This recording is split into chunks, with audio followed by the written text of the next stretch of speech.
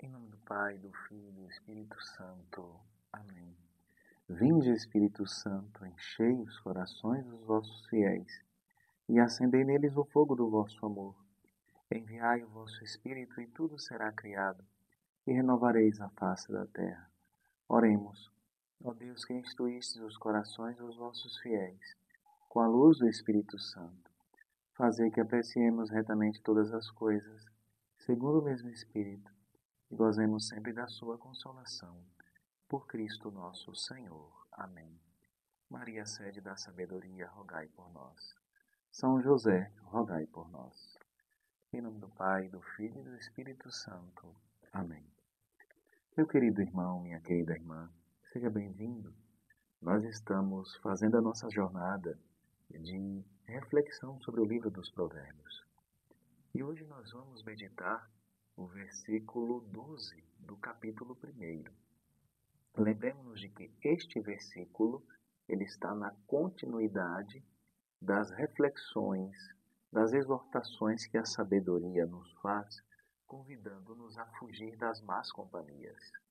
Essas exortações iniciam o grande prólogo do livro da sabedoria, aliás, dos Provérbios, perdão.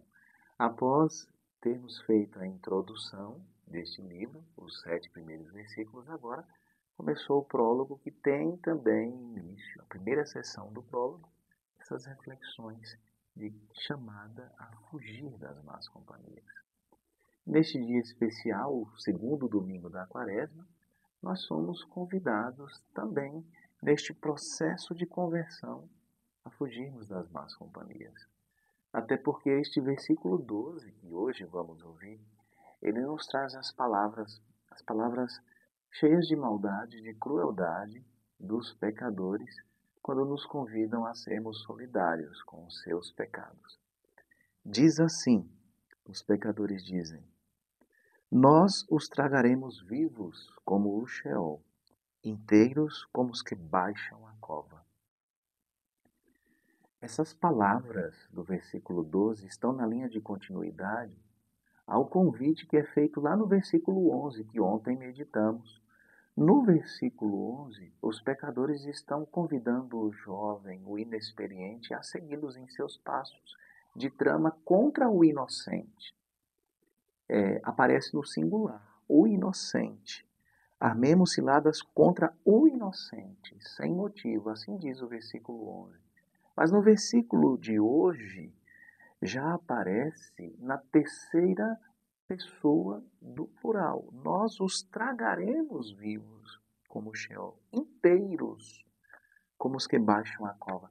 Bruscamente, os autores do livro dos Provérbios mudam da perseguição para o inocente, uma pessoa, para a perseguição aos inocentes. Aqui nós podemos entender perfeitamente de forma cristocêntrica. O inocente por excelência, aliás, o único inocente é Cristo. O Senhor, que hoje, inclusive no Evangelho, nós o contemplamos na sua transfiguração. O inocente por excelência, que manifesta a sua glória diante de Pedro, Tiago e João, na presença de Moisés e Elias, mas que para chegar a essa glória antes passará pelo caminho da cruz. Jesus quis fazer esta revelação, mostrar para os seus discípulos, aqueles 3 mais chegados, os 3 discípulos prediletos de Jesus, quis mostrar a sua glória para que eles não se escandalizassem e pudessem se manter firmes, mesmo no caminho da cruz. E o inocente perseguido é aquele que, por ter dado a sua vida por nós, também nos convida a seguir o seu mesmo caminho. Se nós somos convidados a seguir o mesmo caminho, nós nos transformamos nos inocentes, enquanto fazemos parte do corpo de Cristo, que também passam pela via da perseguição. Não que sejamos inocentes, não que já o sejamos. Na experiência da vida nós sabemos que não somos.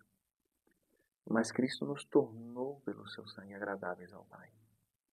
Cristo quer que nós desenvolvamos em nós os seus mesmos sentimentos, os seus mesmos desejos, a sua vontade, o seu propósito. Deus espera que nós tenhamos os mesmos sentimentos do seu Filho Jesus Cristo. Mesmo que os maus armem ciladas, nós somos chamados a mantermos a nossa fé. Essas palavras são duras, as palavras dos maus, as suas tramas. Nós os tragaremos vivos como o Sheol. É como se planejassem uma morte brusca, sem tempo para reação. O Sheol, a morada dos mortos, o mundo dos mortos.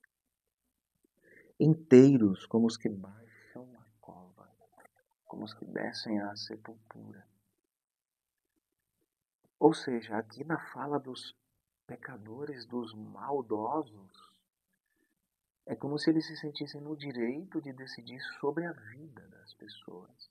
A vida das pessoas, como se eles se sentissem no direito de determinar quem pode, quem não pode estar vivo, quem merece, quem não merece.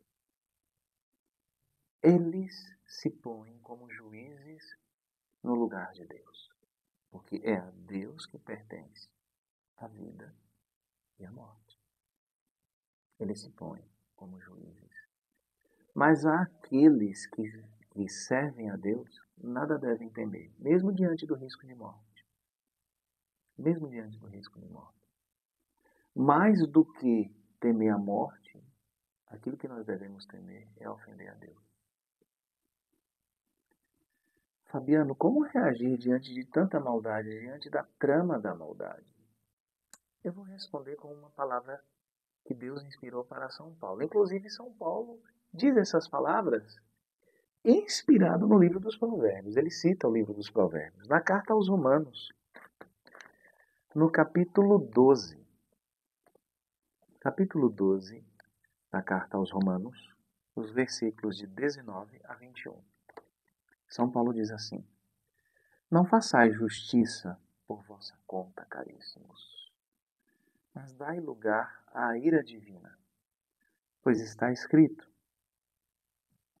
A mim pertence a vingança, eu é que retribuirei, diz o Senhor. Antes, se o teu inimigo tiver fome, dá-lhe de comer. Se tiver sede, dá-lhe de beber. Agindo desta forma, estarás acumulando brasas sobre a cabeça dele.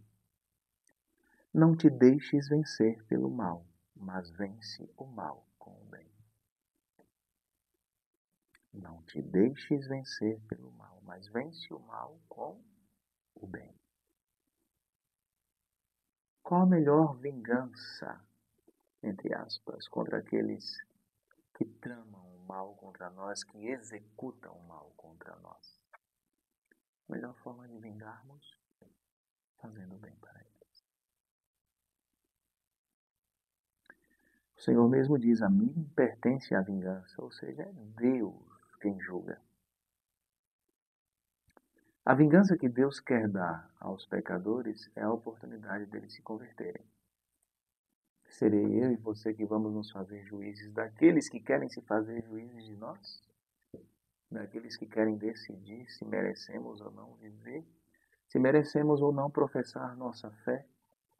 Aqueles que nos perseguem pelo fato de sermos cristãos, pelo fato de a nossa simples presença incomodar? Seremos nós que seremos juízes? Não.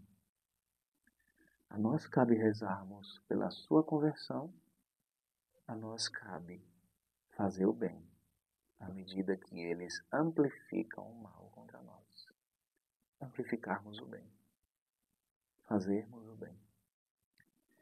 Este tempo de Quaresma é o tempo que o Senhor nos chama a isso. Fabiano, é fácil? Nunca foi. É possível? Sempre foi para aqueles que se deixam levar pela graça divina. Para aqueles que se deixam inspirar pela graça divina. Nossa Senhora de Fátima nos convidava a rezar pela conversão dos pecadores. A mensagem de Fátima não foi uma mensagem de vingança contra os pecadores, contra os maus. mais uma mensagem de conversão. Não significa dizer que Deus não quer que nós reclamemos por justiça. Não significa dizer que Deus não quer que nós manifestemos a nossa indignação diante do mal praticado, diante das injustiças cometidas. Mas significa dizer que somente o amor e o perdão é quem salvará o mundo e libertará o mundo do mal. Alguém precisa quebrar a corrente do mal. E quem é chamado a fazer isso? Você e eu estamos ouvindo hoje esta palavra. Lembre-se, a quem não se ouve esta palavra, não é dada a oportunidade de exercer esta vingança divina. É a nós.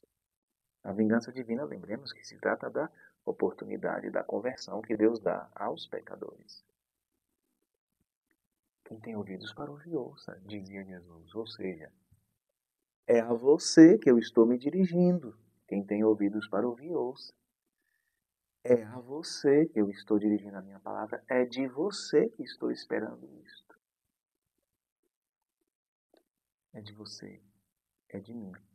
E Jesus espera que nós rompamos a corrente do mal. E que possamos fazer o bem. Somente assim, meus irmãos e irmãs, nós poderemos glorificar a Deus com as nossas atitudes. Ainda que isso requeira de nós o martírio. Ainda que isso requeira de nós a entrega da vida. Mas se for para darmos a vida, glorificando o nome de Deus, e como uma oportunidade para gerar arrependimento àqueles que nos perseguem, para fortificar aqueles que servem o Senhor, que assim seja. Que o Senhor só nos dê força para permanecermos fiéis a Ele. Louvado seja nosso Senhor Jesus Cristo, para sempre seja louvado. Fique na paz do Senhor.